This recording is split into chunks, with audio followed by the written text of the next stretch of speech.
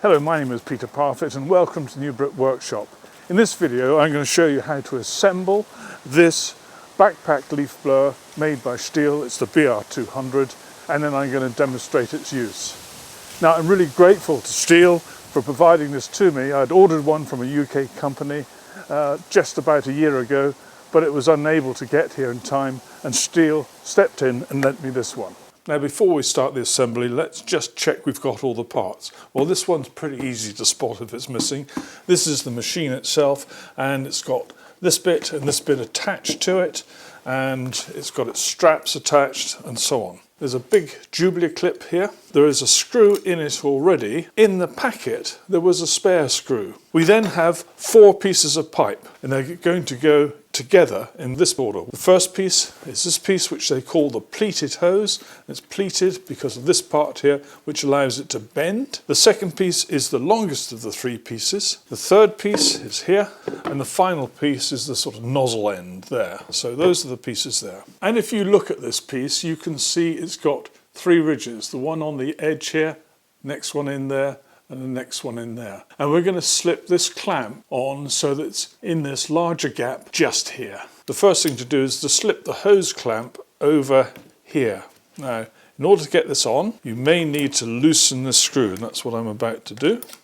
So I've loosened the screw a little bit, and you probably heard it click there, and there it is in position. Next, we're going to push this onto here, and they call this the slip ring. So this slip ring here can rotate. Now, I believe that it needs to be able to be roughly central with this part, which is going to be holding the end of this cable, roughly there, so that it can then twist that way a bit or twist that way a bit. So I think it's going to be mounted like so. That gives it the ability to go all the way around that way if necessary, and all the way down that way if necessary. I'm going to turn that. We can adjust this later by just twisting it. So I've turned that back there, and now we're going to tighten this screw.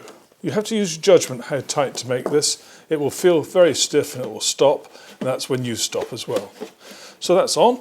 Now we're going to assemble 3 of the tubes together. Now, if you take the nozzle end, that's the far end, and the one that's next in line to it, you'll see on here there are 2 little lugs, and on here there are recesses through which those lugs pass, and then there's a channel that will allow you, once those are in, to twist it, and it may take just a little bit of effort to twist it like so, and that's now firmly together.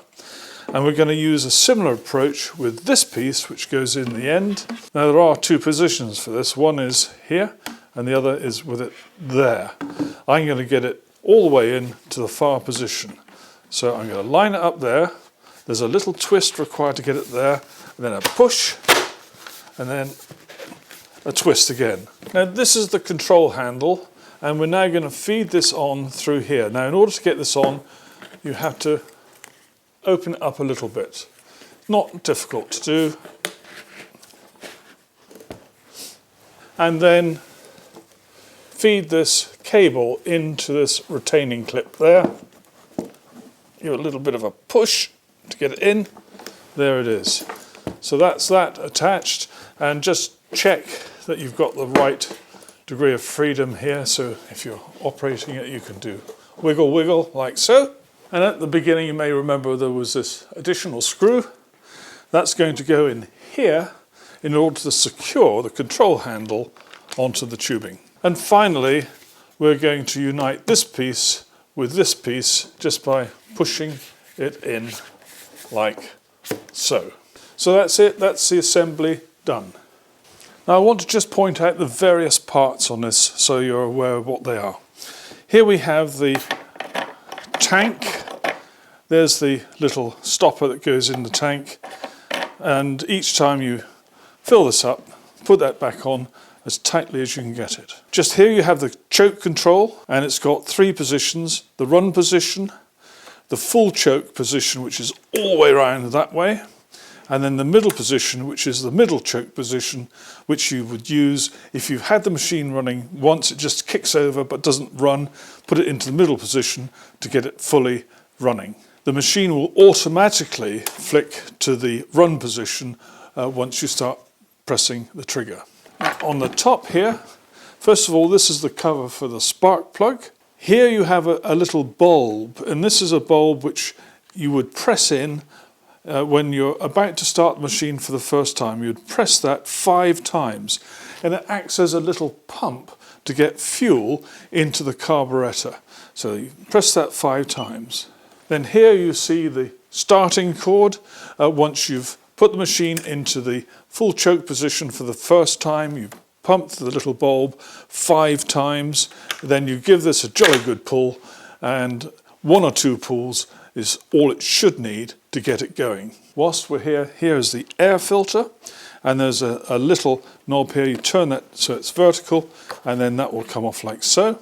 This is just an empty compartment now, but here you see the air filter. Now, if the machine starts to run erratically after you've been using it for a while, there is a chance there might be something that's come in here and is blocking the air filter. So you can always check that, give it a good blow through, and away you go.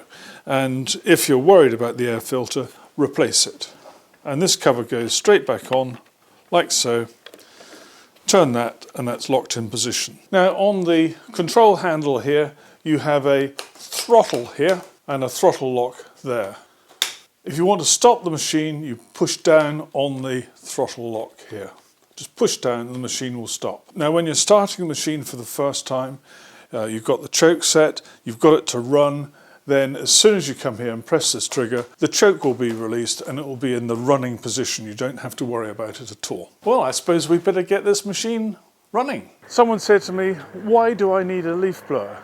Well, I hope in the next couple of minutes I'm going to show you why they're a really good idea. Now, just a quick safety tip. If you're using a leaf blower of any description, always wear eye protection, and if it's a machine which makes a lot of noise, then wear ear defenders. And now the machine is assembled, I can now start it. I'm going to pump 5 times on that little bulb. Choke's all the way there, and now I'm just going to pull. And there it goes. As soon as it starts comfortably, put it in the middle position.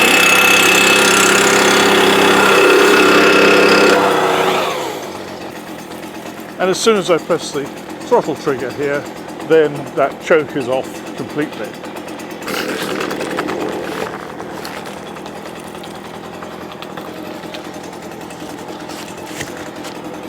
Now, I'm pretty arthritic, including my shoulders and so on, but you saw how easy it is to put one of these machines on your back. And when it's there, there's no effort at all to carry it around.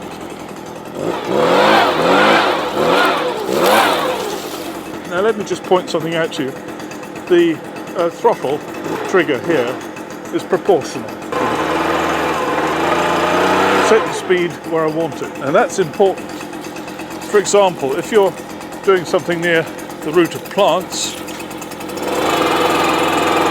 you might not want it very strong. So this is on very low as I go around these delicate plants.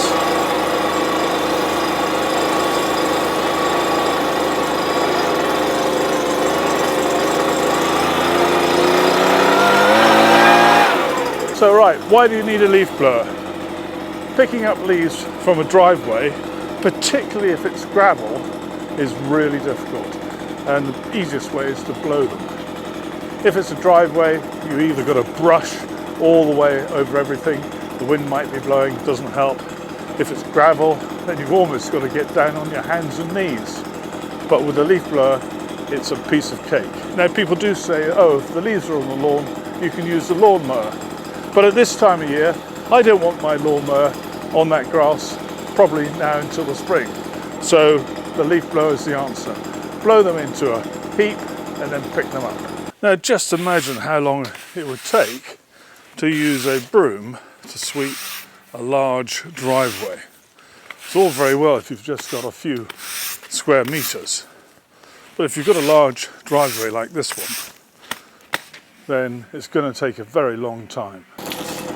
However, With one of these, it will take next to no time.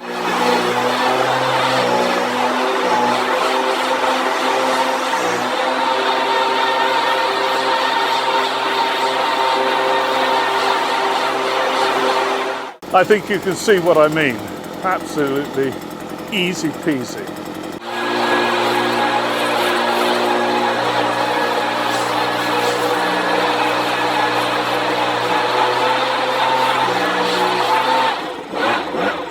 Now the last thing you want is for the leaves to rot on your gravel, because it just makes it a mess. And then you get lots and lots of weeds. So clearing the leaves like this is a really good idea.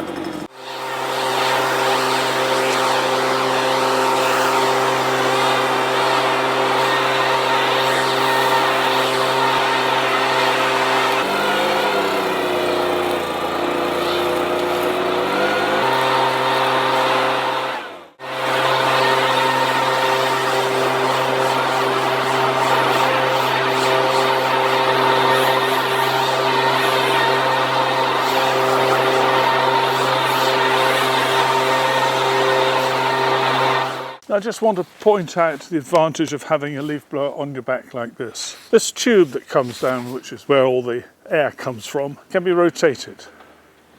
And with this shaped nozzle on the end, you can move it to one side, then the other, and give you some direction when you're doing the blowing. That's really useful because it means you can make a more tidy pile in less time.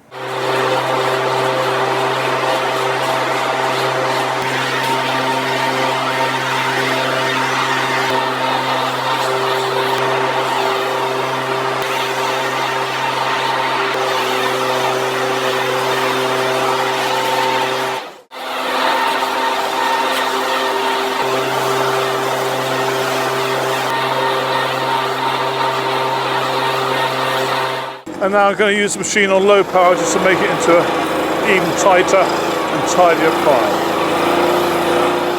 So that's it, that's how I use my leaf blower. Now I've got a moderate sized garden, a lot of work to do, but even in a smaller garden you'll find a small leaf blower very useful.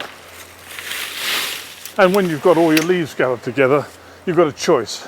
You can either take them to the dump, you can put them into a compost heap like this, or you can take them to your neighbour's front lawn on a windy night and dump them there, but don't tell anyone I said so.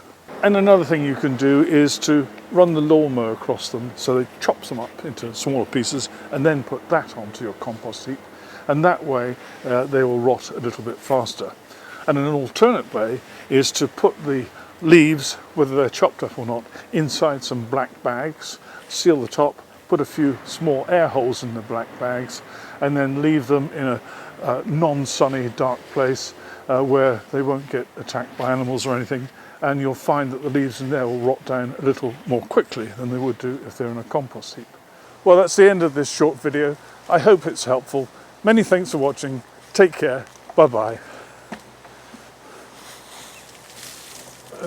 Did you have to do that?